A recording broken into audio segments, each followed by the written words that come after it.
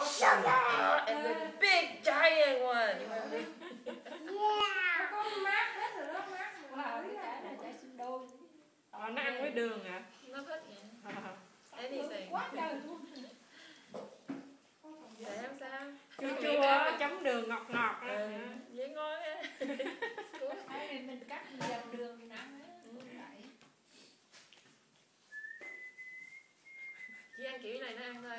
Strawberry mà mình không có chấm đường á, nó chua. Sao không mua gì cái cream gì đó thường á? Cream á hả? Không phải whipped cream, cái loại cream gì mà Madeleine ăn Cái dâu ngon ăn với dâu á, cái cream đó đó. Cái dâu ngon It works just fine. Lúc nào em nhà cũng có sugar. Hoa lúc nào whipped cream đó.